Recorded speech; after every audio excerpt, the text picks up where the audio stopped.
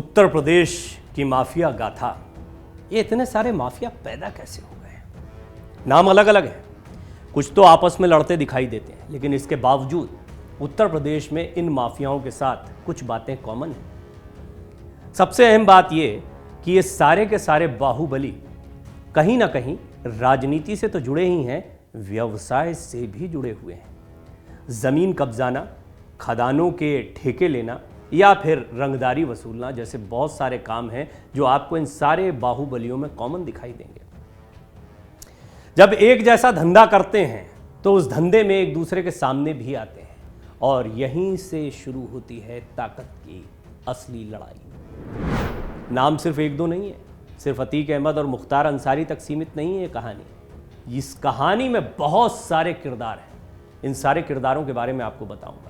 कैसे माफिया पनपा उत्तर प्रदेश में और क्या अब माफिया पर नकेल कस दी गई है, बड़ा सवाल है। उत्तर प्रदेश में बाहुबलियों का बल हमेशा चुनाव परिणाम बदलने में भी कामयाब रहा है और यही तो वजह है।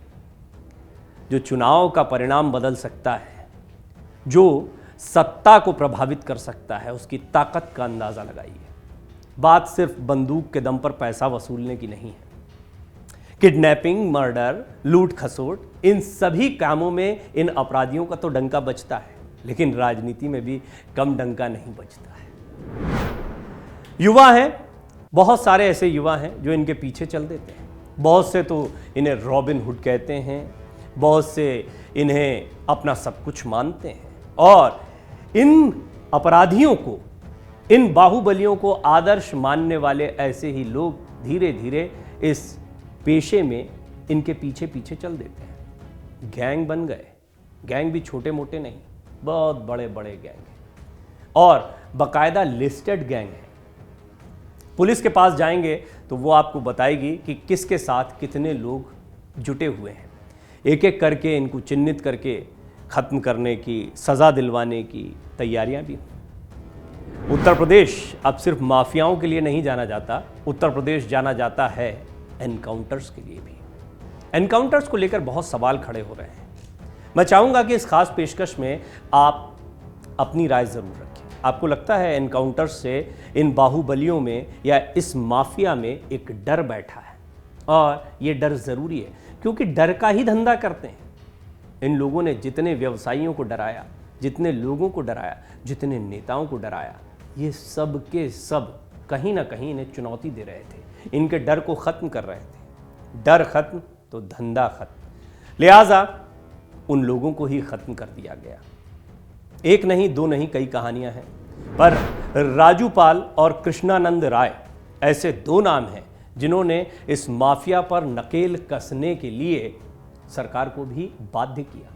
ये समझ में आ गया कि नेता भी इनकी जद से बाहर नहीं है। ये अपनी सत्ता, अपनी हनक और अपने इलाके को बचाने के लिए किसी को भी दिन दहाड़े अंधाधुंध गोलियों से भून सकते हैं। लिहाजा कितने खतरनाक हैं ये बाहुबली, इसका अंदाजा लगाया जा सकता है। एक दो नहीं, कई ऐसी घटनाएं हैं, कई ऐसे फोन कॉल्स हैं जो आप देखेंगे कि जेल में बैठकर ये माफिया किस तरीके से लोगों को डराते हैं और इनके सामने उनकी हाजिरी तक लगवाई जाती है। ऐसे कई मामले आए हैं, एक नहीं है। बहरहाल मैं आपको बताता हूं कि उत्तर प्रदेश में किस तरीके से एक नहीं कई माफिया पनपे और इनकी पूरी कहानी क्या रही, इनके परिवारों की क्या कहानियां हैं। परिवार के परिवार बिखरते दिखाई दे रहे हैं इस माफिया के, और इसकी वजह है कि एक समय पर जो परिवार ताकत हुआ करता था, वो परिवार इन हनक वाले बाहुबलियों के चक्कर में पूरा का पूरा अपराध के ऊपर नकेल कसने वालों की इज्जत में आ गया। लिहाजा अब कईयों को डर सता रहा है अपनों को खोने का। अभी तक अपनों को छीना ही था इन लोगों ने, लेकिन अब बारी थी इनकी। अपराध की दुनिया के बेताज बादशाह कहे जाने वाले अतीक अहमद से लेकर मुख्तार अंसारी जैसे कई गैंगस्टर्स सरकार के लिए परेशानी रहे हैं। आज की इस सीरीज में हम आपको बताने जा रहे हैं उत्तर प्रदेश के उन बाहुबलियों के बारे में जो एक वक्त पर चुनौती थे, आज भी हैं, लेकिन अब उन पर यूपी सरकार की नकेल है। हालिया दिनों में एक घटना हुई जिसके बाद ये सारी चीजें फिर से चर्चा में आ गई। मामला है उमेश पाल की हत्या का। उमेश पाल की हत्या ने एक बार फिर बहस छेड़ दी। क्या उत्तर प्रदेश सुरक्षित नहीं है? प्रयागराज के धूमनगंज इलाके में राजूपाल हत्याकांड मामले के इकलौते गवाह उमेश पाल की दिन दहाड़े गोली मारकर हत्या कर दी गई थी। नाम आया अतीक अहमद गैंग का। इस मामले में अतीक अहमद के परिवार के सभी सदस्यों को प्रयागराज पुलिस ने आरोपी बनाया। साथ ही पुलिस ने इस मामले में एक बदमाश को एनकाउंटर में मार गिराया। प्रयागराज पुलिस के सूत्रों की माने तो उमेश पाल हत्याकांड में शूटर्स लगातार फरवरी के महीने से उसकी रेकी कर रहे थे, यानी पता रख रहे थे कि वो कब उठता है, कहाँ जाता है, किसके साथ जाता है, कब सुरक्षा में होता है और कब उसकी सुरक्षा कमज़ोर होती है, किस जगह पर उसे घेरा जा सकता है। इन सारी चीज़ों पर बाकायदा रेकी की गई। इसके बाद 24 फरवरी के दिन उमेश पाल की धूमनगंज इलाके में गोली मारकर हत्या कर दी गई। उमेश पाल की हत्या की प्लानिंग पहले से ही की जा रही थी, लेकिन वो उस दिन गनर्स के बीच बैठा हुआ था, यानी कि उसे पहले भी मारने के प्रयास किए गए, लेकिन एक दूसरे दिन गुड्डू मुस्लिम नहीं आ पाया था। हत्या का प्लान इसी वजह से उस दिन टाला गया। फिर अतीक के इशारे पर जब असद ने कमान संभाली तब जाकर इस हत्याकांड को अंजाम दिया गया। तो आप देख रहे हैं कि बेशक आका जेल में बंद हैं, इसके बावजूद गुर्गे खुलेआम घूम रहे हैं और इतने खतरनाक हैं कि किसी की दिन दहाड़े इस तरह से हत्या कर सकते हैं। जवाब तो देना पड़ेगा। जवाब देने के लिए एनकाउंटर्स होने लगे। एनकाउंटर्स के बाद इन बाहुबलियों में, इन कथित बाहुबलियों में, जिनका एक समय साम्राज्य चलता था, भय व्याप्त हो गया, डर बैठ गया। परिवार इतना घबरा गया कि वो कहने लगा कि जेल में इन्हें भी खतरा है, इन्हें भी मारा जा सकता है। यहाँ तक कि इनके परिवार के लोगों के एनकाउंटर का खतरा भी परिवार के अन्य सदस्यों को सता रहा है। बहरहाल उमेश पाल हत्याकांड को एक हफ्ते से ज्यादा का वक्त बीत चुका है, लेकिन अब भी कई बदमाश, ज्यादातर बदमाश पुलिस की गिरफ्त से दूर है। पुलिस सूत्रों की माने तो मुख्तार अंसारी गैंग के लोगों द्वारा अशरद और उनके साथी शूटर्स को भागने में मदद की गई है। बताया जा रहा है कि मुख्तार का गैंग ही अतीक के गुर्गों को भागने और छिपने में मदद कर रहा है। ये कनेक्शन बहुत चौंकाने वाला हो सकता है कि क्या एक बाहुबली दूसरे बाहुबली की मदद कर रहा है। पुष्ट नहीं है, लेकिन अब तमाम किस्म की खबरें चल रही हैं। ये बात साफ है कि उत्तर प्रदेश में माफिया ने एक दूसरे के साथ जुड़कर भी अपनी ताकत को बढ़ाया है। अपने अपने क्षेत्रों में अपनी हनक को बरकरार रखने के लिए इन लोगों ने एक दूसरे का साथ भी दिया है। तो ऐसे में क्या मुख्तार अंसारी और अतीक अहमद दोनों इस मामले में शामिल हो सकते हैं? एक बड़ा सवाल है। हालांकि इसकी जांच पड़ताल जारी है, लेकिन कयासों का बाजार गर्म है। घटना पर दोबारा आते हैं। 28 फरवरी मंगलवार को मऊ पुलिस ने मुखबिर की सूचना पर बंधा रोड हनुमान मंदिर के पास से मुख्तार अंसारी गिरोह के शूटर और हिस्ट्री शीटर अपराधी ब्रजेश सोनकर को पकड़ा। उसके कब्जे से पुलिस को अवैध तमंचा, 315 बोर और एक जिंदा कारतूस, जो 315 बोर का ही था, मिला। इसको लेकर पुलिस ने उस पर कई धाराओं के तहत, आर्म्स एक्ट के तहत मामला दर्ज किया। जाहिर है राजूपाल हत्याकांड के गवाह उमेश पाल की हत्या के मामले की जांच कर रही पुलिस को मुख्तार अंसारी गैंग की भूमिका के प्रमाण मिल रहे हैं। मुख्तार के चचेरे भाई मंसूर की अतीक के भाई अशरफ और बेटे अली से बीते कुछ दिनों के दौरान जेल में हुई मुलाकात की गहनता से जांच की जा रही है। ये मुलाकातें हुई क्यों थी? क्या इस पूरे मामले में अतीक अहमद के साथ साथ में, अतीक अहमद का नाम तो सबसे ज़्यादा आया क्योंकि राजूपाल हत्याकांड में उमेश पाल मुख्य गवाह थे, लेकिन मुख्तार अंसारी का नाम अचानक से आना सबको चौंका गया। मुख्तार अंसारी भी एक बाहुबली है। मुख्तार अंसारी पर भी हत्या के आरोप लगे। मुख्तार अंसारी के काम करने का अंदाज, और जैसा मैंने शुरुआत में ही कहा कि राजनीति तक ही ये सीमित नहीं है। इनका बिजनेस, चाहे वो खदानों के ठेके हों, अन्य धंधों के ठेके हों या फिर रंगदारी की वसूली हो, सारे काम आपको एक जैसे दिखाई पड़ेंगे। एसटीएफ की प्रारंभिक जांच से पता चला कि उमेश पाल की हत्या की साजिश गुजरात की साबरमती जेल में बंद पूर्व सांसद अतीक अहमद ने रची थी।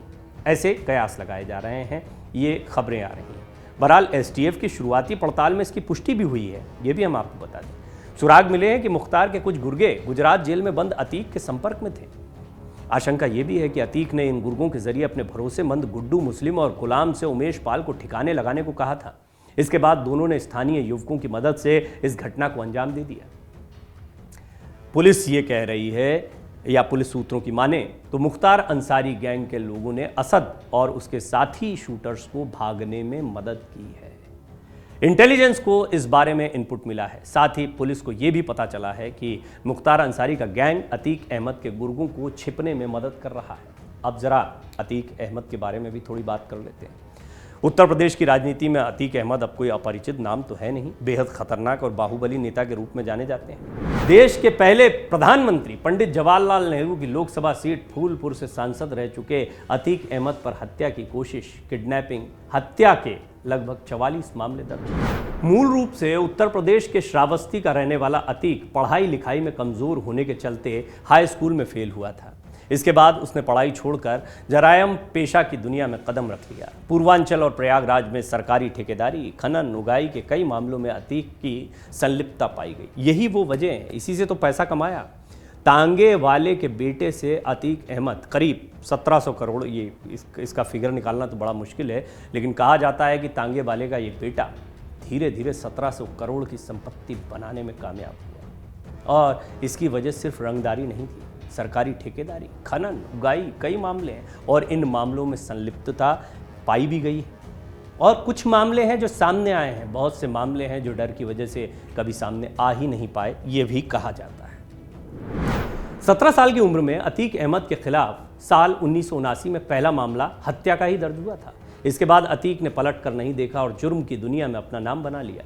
अतीक अहमद के खिलाफ उत्तर प्रदेश के लखनऊ, कौशाम्बी, चित्रकूट, प्रयागराज के अलावा बिहार में भी हत्या, अपहरण, जबरन वसूली आदि के मामले दर्ज हैं। अतीक के खिलाफ सबसे ज्यादा मामले प्रयागराज में ही दर्ज हैं, उनका क्षेत्र है। बहरहाल कई जेलों में भी उसका दबदबा चलता रहा। जिन जेलों में वो रहा, चाहे वो देवरिया की जेल रही हो या उत्तर प्रदेश की तमाम जेलें थीं जहाँ पर उसकी हनक चलती थी। ये कहा जाता है कि वहाँ पर ऐसे आरोप लगे हैं कि वहाँ पर कई ऐसे लोगों को लाया जाता था जिन्हें अतीक अहमद धमकियां देता था। उन लोगों को डराने के लिए उनके हाथ पैर तक यहाँ पर तोड़ दिए जाते थे, जिससे और लोगों में ये संदेश जा सके कि अतीक अहमद जेल में तो बंद है, लेकिन जेल के बाहर फिर भी उसकी सत्ता, उसकी ताकत और उसके गुर्गे काम कर रहे हैं। अतीक अहमद फिलहाल जेल में बंद है। उसके परिवार को उसके एनकाउंटर का, उसके परिवार के अन्य सदस्यों के एनकाउंटर का डर सता रहा है। इस पर जमकर राजनीति भी होगी, लेकिन ये एक ऐसी कहानी है जो बताती है कि किरदार सिर्फ मुख्तार अंसारी और अतीक अहमद जैसे चेहरे नहीं हैं। उत्तर प्रदेश में माफिया का एक बहुत बड़ा जाल है और ये तो कुछ किरदार हैं। निश्चित तौर पर इनके पीछे राजनीतिक हनक, इनकी राजनीति में पैठ, इनकी ताकत, सीटों को जीतने की ताकत, ये सारी चीज़ें कहीं ना कहीं इन्हें ताकत देती हैं। बहरहाल अब एनकाउंटर्स का एक दौर चल रहा है। उत्तर प्रदेश में अपराध मुक्त प्रदेश का नारा दिया जा रहा है। ऐसे में सबसे पहले नकेल कसी जा रही है इन बाहुबलियों पर। डाउनलोड करें अमर उजाला ऐप और पाएं खबरें लगातार। अगर आप ये वीडियो YouTube पर देख रहे हैं तो हमारे चैनल को सब्सक्राइब करें और बेल आइकन को दबाना ना भूलें। अगर आप Facebook पर ये वीडियो देख रहे हैं तो हमारे पेज को लाइक